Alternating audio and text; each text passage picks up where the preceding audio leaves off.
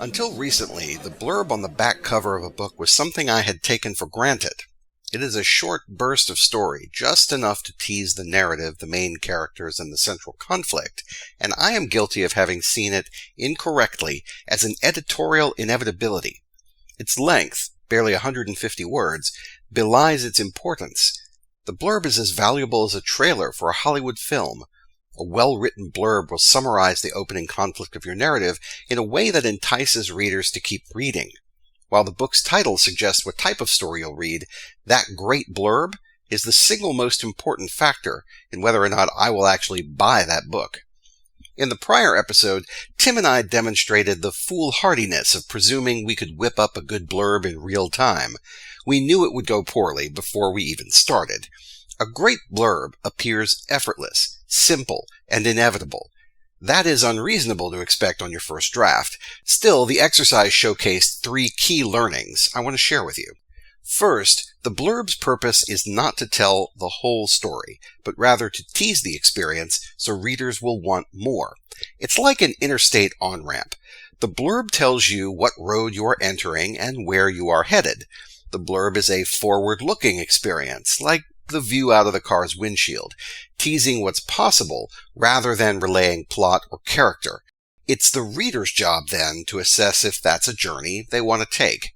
Second, the text of your blurb should be the hardest working text you will write. You only have 150 words, so each word should carry equal weight.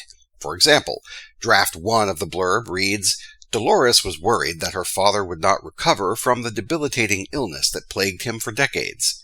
This is a fine sentence. It's declarative, it's factual. Imagine, though, if it were, Dolores spent late nights doting on her ailing father. That's 18 words versus 9 in the revision, and those statements relay about the same amount of detail. The second one's also more active, making it more immediate to the reader. Because I only have 150 words, I will prefer the more active 9 words over the more passive 18 words. Third, on your first draft, limit the blurb's scope just with the main character, the inciting event that kickstarts the drama, and the overarching struggle.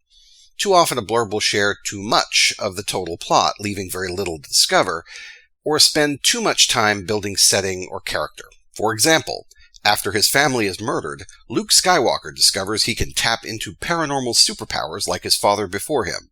With an aging mentor and a band of misfits, Luke plunges himself into a galactic rebellion against an evil empire determined to rule with an iron fist. That might make a good story. That is only 46 words, so we have more room to add detail. Starting with that spine, though, keeps you laser focused on what's essential. Ready to practice? Here's your task. Write that blurb. Either a book you're working on now, or the one you want to write in the future. Remember, only tell the first act or so, not the whole story. Be ruthless in your word choice to avoid wasting words. Keep the length at about 150 words, and most importantly, have fun.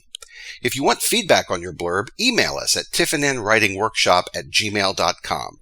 We would love to cheer you on. See you next week. Start writing.